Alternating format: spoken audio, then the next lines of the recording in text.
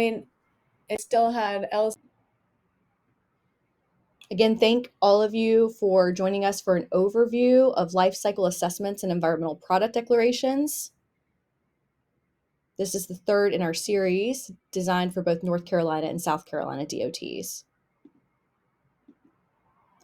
I do want to welcome Jack Cove today with Pathways. Thank you for joining us, Jack, and sharing your expertise as a practitioner. And of course, my name is Jessica Wilson. I'm the Director of Technical Services and Education for the Carolinas Ready Mix Concrete Association. As I just mentioned, it is the third in our series. We started with a cradle to gate intro to concrete as our first series. Also, the second is evolution and customer expectations. So we looked at how, again, that shift in expectation is causing market pressures to adapt in our industry. And today is designed to give a deeper dive into what an LCA EPD is. And we've already mentioned this in the previous sessions in the series, but this will be a more comprehensive approach to those topics. And then our next week's session will end in innovation and materials and how we're going to apply new testing methodologies to ensure that quality control and quality assurance is met in innovation with our materials. I do want to go over the course purpose. Again, this series aims to equip attendees with the knowledge needed to navigate shifting customer expectations, meet sustainability goals, and adopt forward-thinking practices in concrete design, production, and project delivery. I do want to address our learning objectives for PDH purposes. Again, our learning objectives today are to define the key components of LCA and environmental product declarations as they apply to the concrete industry, explain how LCAs are used to measure the environmental impacts of concrete products across their full life cycle, describe the structure and purpose of an EPD, including how it communicates environmental performance to stakeholders, analyze how plant operations and material sourcing decisions influence LCA results and EPD outputs, evaluate the role of EPDs and LCAs in understanding and managing the carbon footprint of concrete within the broader supply chain, and apply knowledge of EPDs and LCAs to support sustainable decision making in both project design, procurement, and plant level operations. So again, just want to review the process overview. For those of you that did not join the first session and second session in the series, we went over a few key terms in sustainability dialogue, but also wanted to address the internal process here. So interfacing all stages, this process is shared by both the concrete producer or material producer and procurement professionals alike. So first we look at embodied carbon. We address either our benchmarks or create benchmarks depending on what reference guides we use. Then we look at our specifications to ensure that they're performance-based specifications versus prescriptive. And then that's when we start looking at a life cycle assessment. And this is usually on the producer end. They conduct a life cycle assessment for their product, and then that in turn results in an EPD, of which we'll go over today. But again, just to go over the terminology so that all of you are familiarized with these basic terms in sustainability dialogue. Embodied carbon is the total amount of greenhouse gas emissions measured in CO2 equivalents that are associated with the production, transportation, installation, and maintenance and disposal of a product over its entire life cycle. For a vertical building, this is really looking at, again, all the materials up until a building's completion date, and then we switch the conversation in the management of carbon to operational carbon emissions. From a carbon budget perspective, in our last session, we looked at how project teams are looking at carbon and addressing those budgets from a limitation standpoint. And so a carbon budget for a project is the maximum amount allowed for greenhouse gas emissions associated with all products within a project. So it's not just limited to concrete. Again, it also addresses wood, steel, and any type of other materials utilized in the building of the project. And typically, the carbon budget is set by looking at carbon limitations, which is measured in GWP. So when you look at specifications emerging, you will see GWP limitations. And GWP stands for global warming potential. And it's a standardized way to measure and compare how different greenhouse gases are impacting our climate relative to CO2. And this is where, again, we're shifting this conversation to a deeper dive into LCA, which is life cycle assessment. And LCA, or life cycle assessment, is a systematic method used to evaluate the environmental impacts of a project, process, or service throughout its entire life cycle. So our first session looked at cradle to gate for concrete in particular, but again, that process applies to other types of materials within the construction ecosystem. And an EPD is that verified and standardized document that provides transparent and comparable information about the environmental product compared to products of a similar use, right? So concrete will be compared to concrete. You wouldn't compare concrete to steel necessarily when you're talking about project scope and carbon emissions. So I just want to take a quick look at the Carolinas conditions and what we're experiencing rather here locally in North and South Carolina. So again, last session looked at shifting expectations from a customer standpoint, and this is both from a public and private perspective. So first, we look at now transparency around our materials for our shareholders and for our practices. And this is important because it's really that kind of orchestrated pressure causing our industry transformation and shift to that direction of accountability, which is the second key expectation. And whether or not, again, you're working in the public sector or the private sector, we are held accountable as producers to the type of concrete we produce and deliver to your projects. But also, we're accountable broader than that. What are our values as a company? What are our values as, again, as association too, in terms of what we're sharing about our sustainability initiatives? Stakeholders are very important. You'll see now that community members are deeply involved and participatory in the process of zoning. So it's important, again, that we craft a message that is both true and accountable to the work that we're doing in communities so that we are more accepted from that concrete producer standpoint. And then finally, resources, accountable to resource management. We're looking at resources across the concrete supply chain. They're finite resources. So, how are we going to prolong the life of these resources over the continuation of our industry? And then finally, in order to manage all of our resources, we have to have quantifiable metrics, which we talked about GWP and LCA and EPDs, which we'll talk about in just a minute as well. But also making sure that quality control and quality assurance is upheld throughout this process. So we never sacrifice performance for sustainability's sake. And then finally, are our goals achievable? So when we're talking about that integrative team process, as we reviewed in last calls, that's really important in terms of having all team members interface and talk about the achievable goals for any project that we want to reduce carbon in, or just in terms of delivery and from a performance-based standpoint. So some national trends, we have federal buy clean policies that are really influencing the procurement of low carbon materials and or sustainable materials, which is where you see GWP limits in both public and private entities. That has also been influenced by Lead for Cities and Communities, where EPDs are a requirement. And also many states require that you produce an EPD as well to build a public project. And then finally, you'll see the trend of performance-based specifications, which is, again, different from that prescriptive-based specification approach, historically speaking, and where it's more flexible and based solely on the performance desired by either the client or the customer. From a Carolinas perspective, performance-based specs are on the rise. We have seen those an uptick specifically in the last 3 years with GWP limitations and EPD requirements.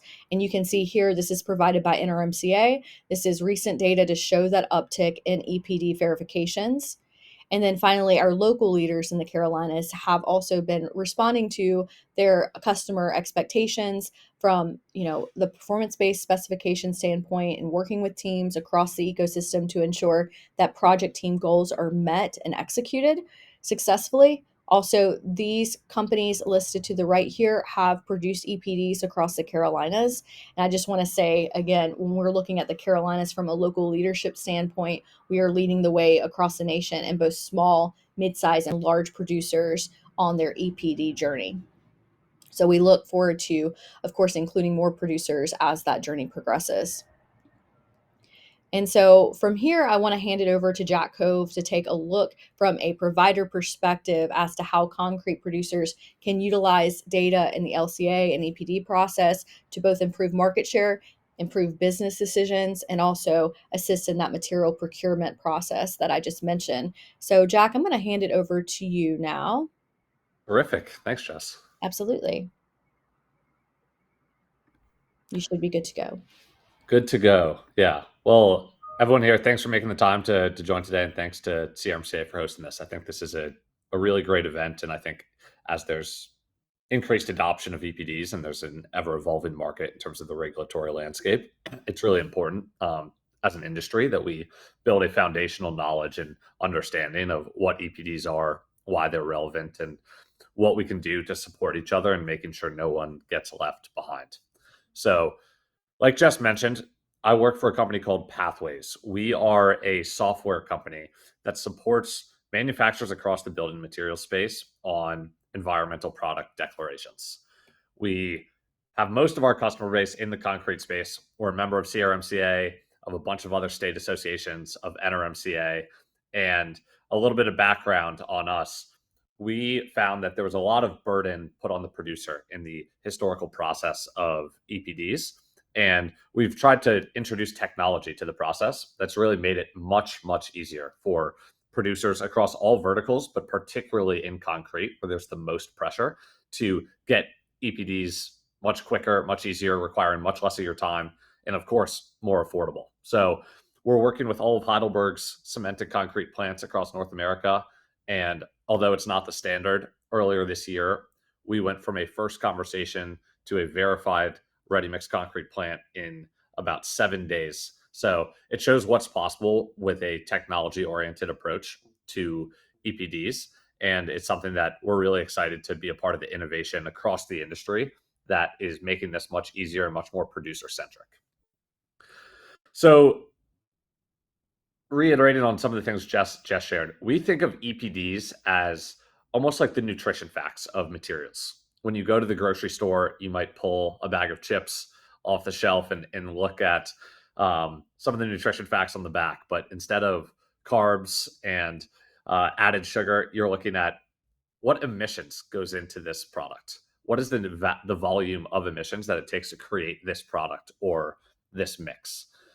You'll often hear the term lifecycle assessment and environmental product declaration, LCA and EPD, used interchangeably. And they're very related, but they're different for key reasons. The lifecycle assessment is like the behind the scenes analysis that is calculating and modeling what your production is and what the emissions of your production are, versus the environmental product declaration, as the word declaration suggests, is an output. It is a report. That report is based on the life cycle assessment. And it's considered very valuable because it's verified and audited by a third party, group such as NRMCA or ASTM. But they're two very related pieces, and an LCA is needed in order to get a EPD. Like I said, in EPD, in simple terms, it tells us what the emissions associated with the production of a mix is. And as we look over the last few years, there's been exponential growth in the volume of EPDs published in North America. This is showing the volume of published EPDs in North America dating back to January 19. And this is from a database called EC3, which is managed by a nonprofit called Building Transparency. And they're supporting a lot of the industry and making EPDs much easier. You can see here how much growth there's been. But what I think is really interesting about this is really a lagging indicator of the relevance and of the adoption of EPDs. I really appreciated the context Jess shared on why and how this is relevant to the Carolinas. And when we look at those companies that have published EPDs in the Carolina markets, whether they're national or international companies, or they're local producers with only a couple plants, the investment in EPDs and the adoption of EPDs is a reflection of the demand for EPDs. Those companies are obviously publishing EPDs because they see value in them and they're being asked for them. So as we continue to see a growth in the adoption of EPDs, that's a lens that I always like to think of this. This is an investment, a business decision that people are making, and it's really a lagging indicator of where the industry is going. A lot of this pressure originally stemmed from buy clean policies, both at the federal and local level. This started in California back in 2017, but It's continually expanding with buy clean legislation in Minnesota coming online in January 2026 and expected to continue to be adopted across the US. This is a quick visualization of what that looks like today. And again, I think the part of this that's really interesting is just the growth in the coverage that is expanding.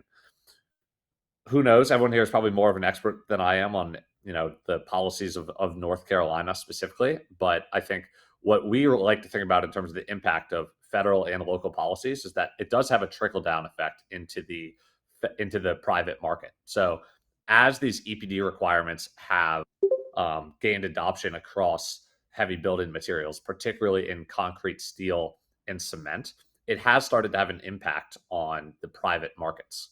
So even though the Carolinas don't have a buy clean policy today, there is clearly increased pressure, again, based on the observed adoption of EPDs from both national and international companies, as well as small producers.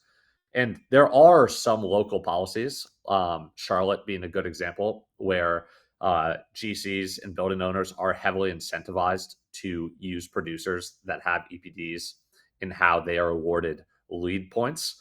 And I think there's several small micro policies that contribute to that. There's obviously demand that stems from hyperscaler projects like Amazon, Google, Microsoft, Meta, where they are only working or primarily working with producers that have EPDs.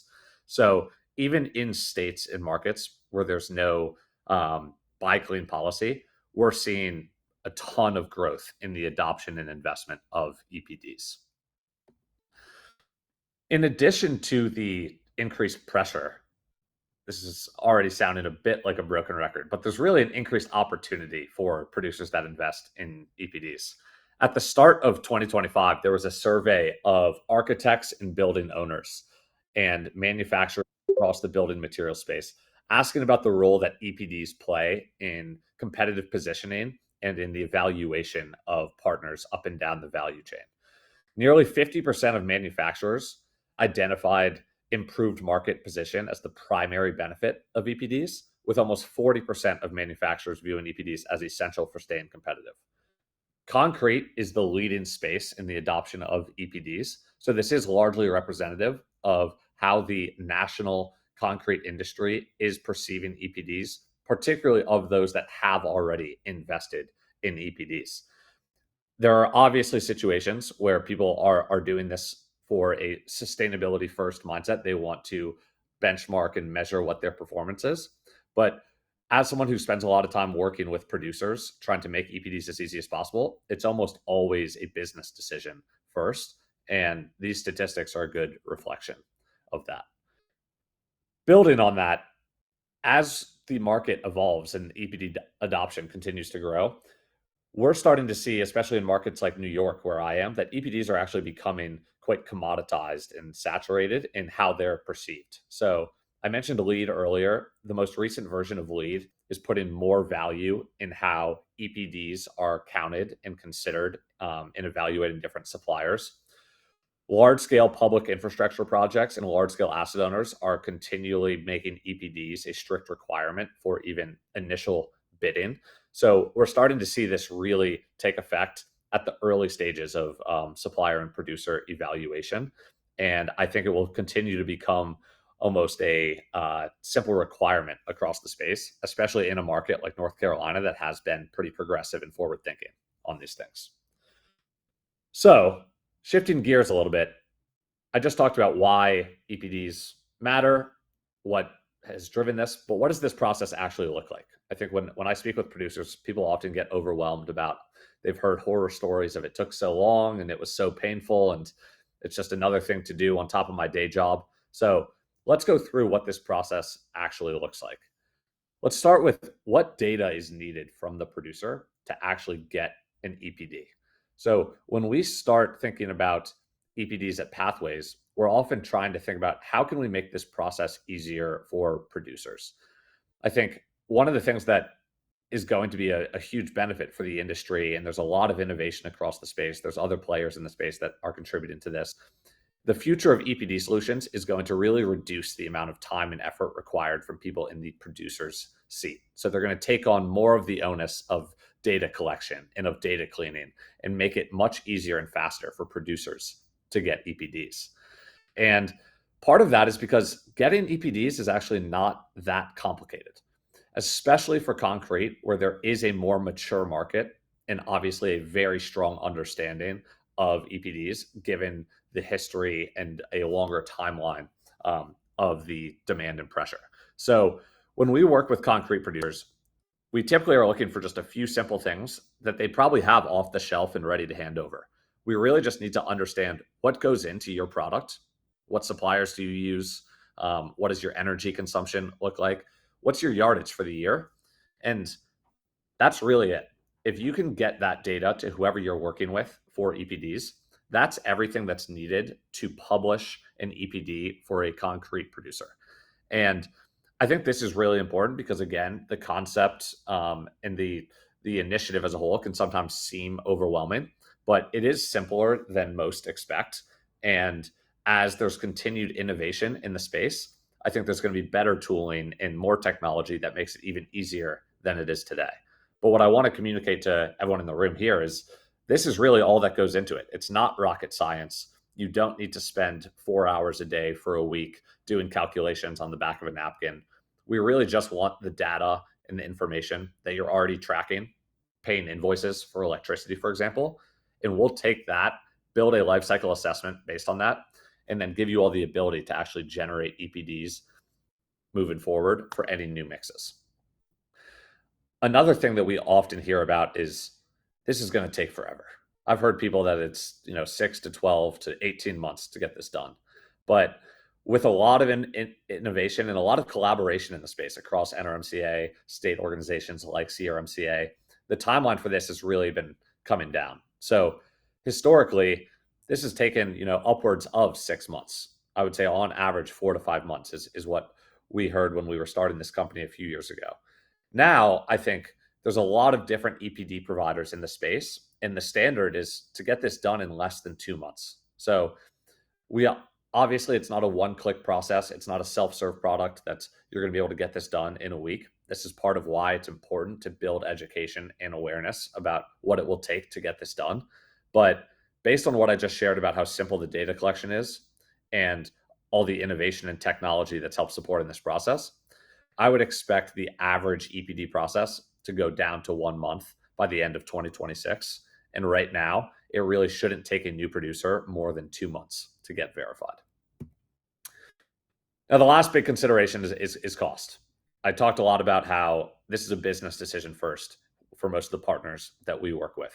And it's really important that this is not too bulky or too large of an upfront cost. And again, because of the maturity of the concrete market with EPDs, the cost for EPDs has gone down significantly. So it's typically made up of two components. The first of which is an annual subscription for working with a company like Pathways or a company like Climate Earth or WAP. There's a lot of companies in the space that can support you with this, but typically it's an annual subscription that gives you a software on an ongoing basis that allows you to generate new EPDs for every mix you work with. There's also a one-time verification cost that typically goes to an organization like NRMCA, where they're basically reviewing your life cycle assessments and giving a stamp of approval saying, this is accurate, this is right, you're not fudging the numbers, this looks good. Together, what that most often looks like for a single ready mix plant to go from start to finish is 3 to 5K.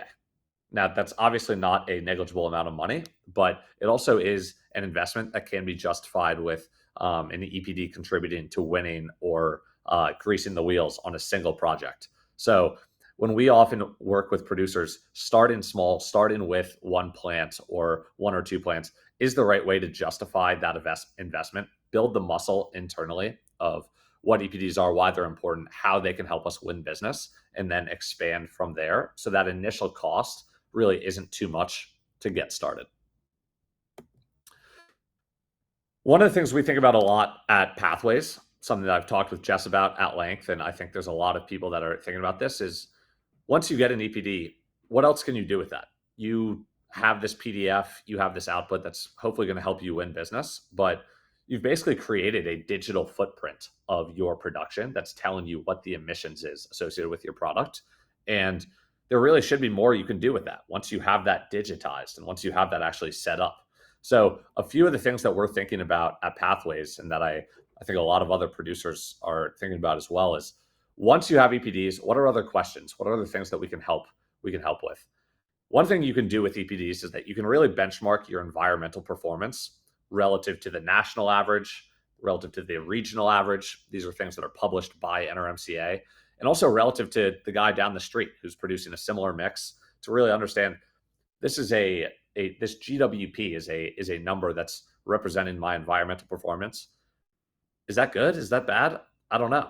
You need to actually benchmark that against your competitors and against the industry. And once you have EPDs, you can do that without actually measuring your own performance. It's really hard to understand where you fall in the market. And where we see the evaluation and the impact of EPDs going is right now, it's, do you have one? In the not so distant future, it's going to be, what does that say? What number is on that sheet? And is that going to be a factor in if we choose supplier A or supplier B? Another thing that builds off that is you actually can identify the best ways to lower your global warming potential. If you don't know what the impact of different aggregates or using truck versus rail to get different materials to your plant is, it's going to be really hard to make informed decisions as to what do we do if we do want to bring that number down by 5, 10, 15%. Most of the GWP for a concrete mix comes from your cement, unsurprisingly, but it is really helpful to actually have very clear insights as to here's where I should focus my energy. Here's what's most relevant to iterate on if I do want to make any changes.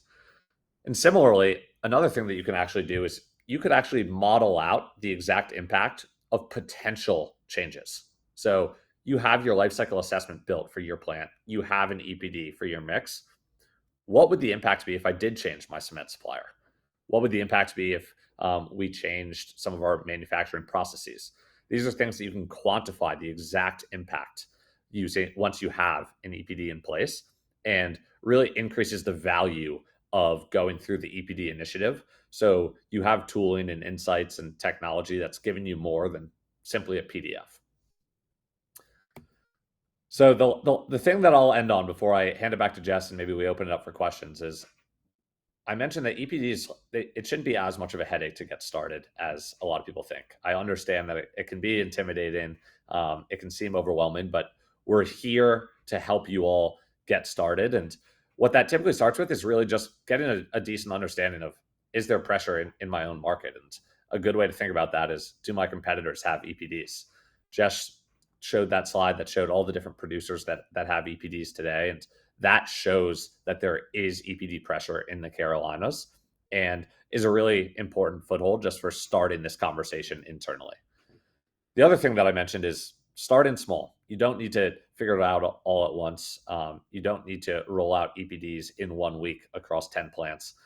You can start with 1 plant or 2 plants based on, is this in the Charlotte market versus a less progressive market? Or is this in the market where Amazon just announced a big project? That is a really good starting point for thinking about how can we de-scope this whole EPD thing, make it small, make it doable, and create an internal plan. I mentioned that the data is pretty simple. In most cases, it's pretty easy for people to get all those different things that I mentioned. We really need mixed designs and supplier info and energy utility invoices. But this is something you could spend an hour on with your AP team or with whoever is involved in this process to say, are there any gaps? Is there anywhere that we're not tracking data today, or it'd be difficult to figure out how much water we consumed in 2024? This is a conversation you can have internally without making any investment to grease the wheels for that EPD conversation a month or two later. And then lastly, I think having these conversations internally is often a really effective way to get the ball rolling. We've talked about very justifiably, this can seem overwhelming, but I think building an internal understanding of EPDs, why they matter, how they're going to help us, does build that foundation to scale this, whether it's for one plant or 10 plants, and initiate the project whenever the time comes that you feel that the investment will be justified. So with that, Jess, I'll pass it back over to you, and we can. I heard a few beeps, but I did not actually. I was not monitoring the chat myself, so I think there might have been a few questions that popped in here. Thank you. And I will pull up the chat as well.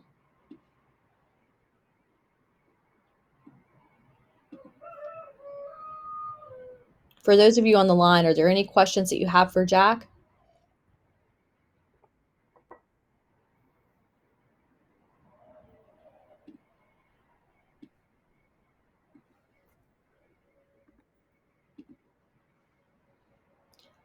Jack, I have a question, and I'll just kind of, Sure. because I've been thinking about how the AI is evolving as well. So how are you integrating some of AI into the work that you're doing to better Yeah. inform business decisions? Because I agree completely that really what is valuable for a producer member is one, market share, but two, those insights that you can gain and glean from having all of your utility data in one place to be able to say, okay, why is plant A performing great, whereas Yeah. plant B is not so much. So the And insight. that's a perfect example. So I think the simple example that is very embedded in how we do this today is ingesting and processing mass amounts of data. So when we work with a company like Heidelberg and they have hundreds of plants across North America, we're ingesting thousands of PDFs and CSV files, and AI, it's a perfect use case for that to help us interpret what data is relevant, what do we need to pull out of all these different spreadsheets, and make sure that that's not taking months or years to get done. And that's very integrated into our product today. Something we're working on that you just alluded to is creating natural language insights that people can engage with their EPD as if they were just talking to an expert about their product. So inside our product, we're going to have intel on what are the hotspots for your performance emissions wise? Like, where is most of the emissions coming from? What would be ways that you could reduce this? You could actually just ask it to that. You could type it in like you were messaging a friend on iMessage or on Teams and say, what would I do if I wanted to, like, what would be the impact if I wanted to switch from supplier A to supplier B?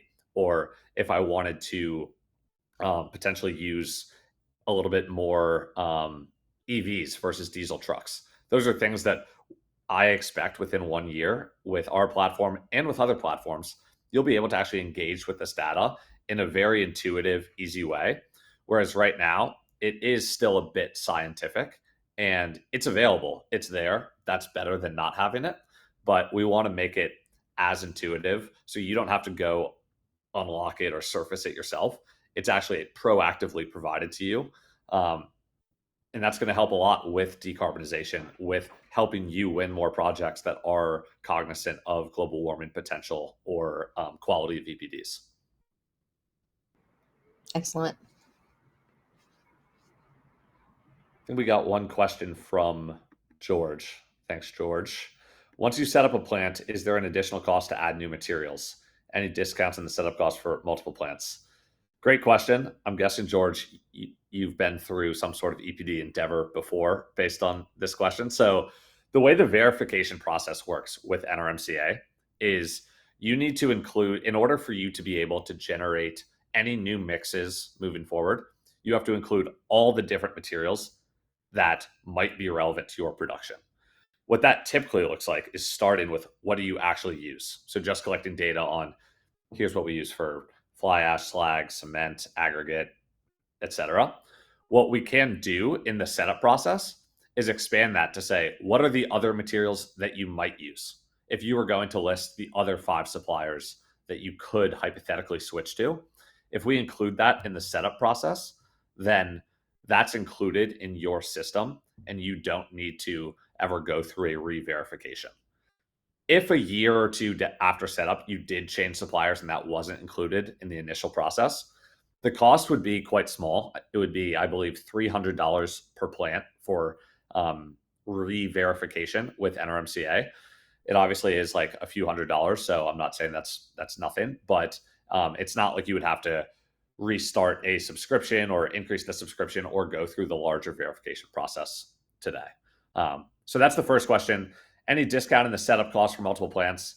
I can only speak about Pathways, but for us, we don't have any setup or implementation costs. It's just an annual subscription, and there's absolutely volume discounting as we scale across facilities.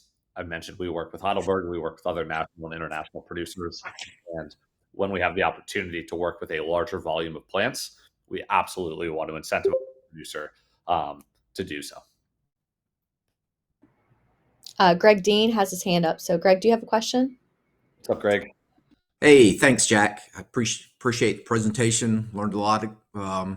So I work for kind of a partner or sister association of the Carolinas Ready Mix. I work for the American Concrete Pavement Association. Yeah. A lot of our members, you know, they put up plants on site on projects in lieu of, you know, the ready mix organization that tends to have a plant at a fixed location for many years.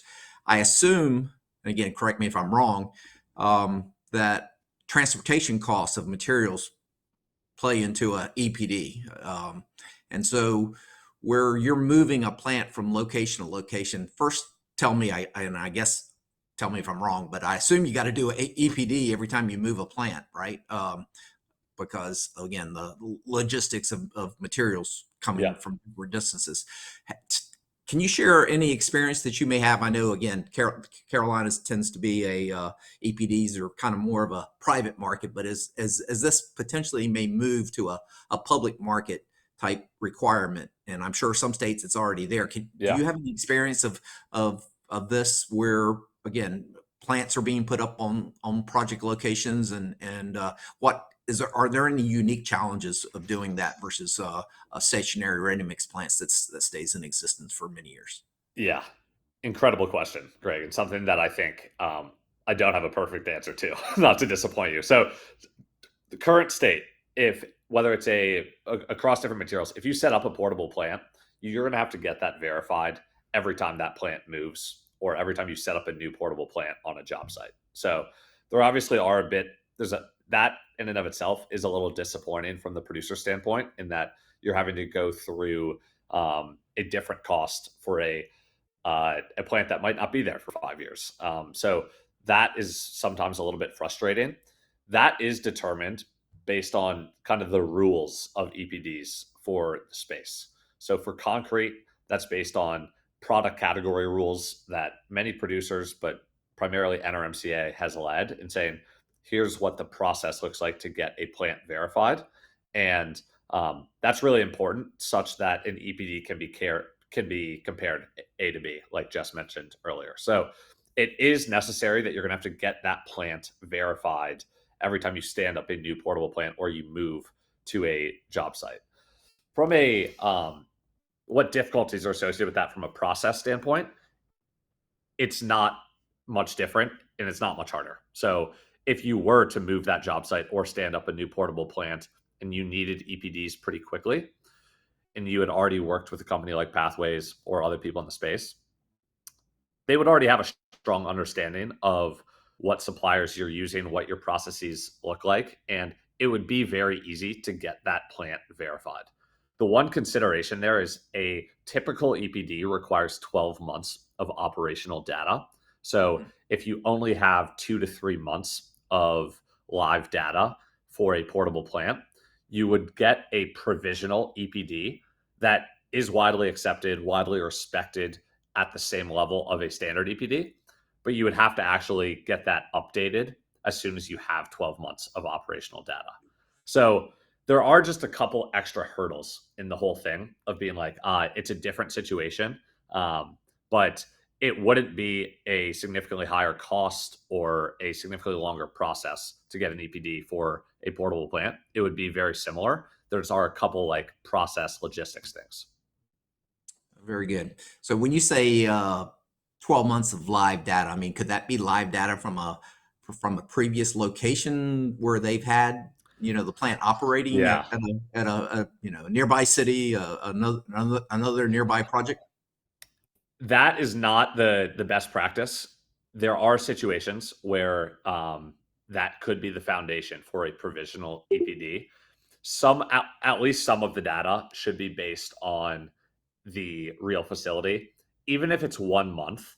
That can be extrapolated to say this is what 1 year would look like, but it should include some primary data is the term we use that says this is actually from this exact facility. And that's the standard there. That's also going to make the verification process with NRMCA much easier and much faster versus if you're doing more of a replica or a trying to use outstanding data. I have seen that happen, but it's definitely not the standard. I got you. My counterpart in Colorado has shared a little bit of information where some of her members have gone through the EPD process Yep. and on site locations and stuff. So I was just wanted to Great explore questions. that a little bit more. So thank you. Yeah, absolutely. Thanks, Greg. Got a text here, a question around basically a project team. Let's say a project team has asked for an EPD in the pre-con meeting, or they say, we want to benchmark our carbon and track our carbon throughout the project's life cycle. Let's say the project is 2 years out from the pre-con meeting, which is a long time, so to speak. But what happens if, say, for example, you get an EPD and market conditions change, like there's a cement allocation, and you have to change a supplier mid-project? How is Yeah. that calculated, and how does that impact the producer and the project team? Yeah. So part of why the actual plant or the system gets verified is so you can then generate EPDs for any new mixes going forward. So if it was just that the proportions of a mix were changing or the mix design changes, but it's based on the same underlying inputs, it's literally instantaneous. There's no additional cost. There's no big hurdles. You'd be able to generate an EPD for that new updated mix in minutes. And that's pretty common. Now, if you had to change suppliers, this was related to the question that George added in the chat.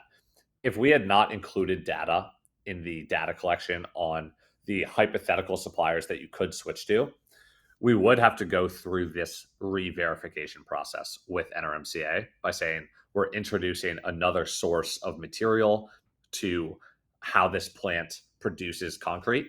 And that would probably be a couple $100. The way to circumvent that is upfront say, here are all the different potential suppliers that we could use and include them in kind of the foundational data set. And that's what we really encourage our partners to do, and we support them in doing. But sometimes, you don't get everything. It's not exhaustive and things change, and you just have to go through that re-verification process. In that exact example that you shared, Jess, it wouldn't be a problem. You'd basically, it would take a couple weeks and you would get an updated verification with NRMCA for roughly $300 per plant. And you would still be in a really good position to work on that project. And what I've seen, likely be considered a really strong partner to that project team. Thank you.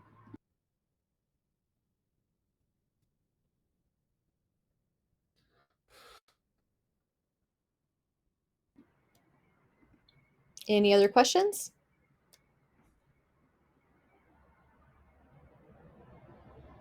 All right. Well, with that being said, I do want to say thank you all for joining today's call. Thank you for sharing your expertise, Jack. And before we close out our webinar today, I do just want to highlight again our Count on Concrete conference scheduled for January 26th and 27th in Raleigh, North Carolina. Please plan to join us for that. Again, that's a DOT-centric educational forum. So with all of the content covered today, I appreciate your time again, and I hope you have a wonderful afternoon. Thank you. Thanks, Jess. Thanks, everyone. Take care.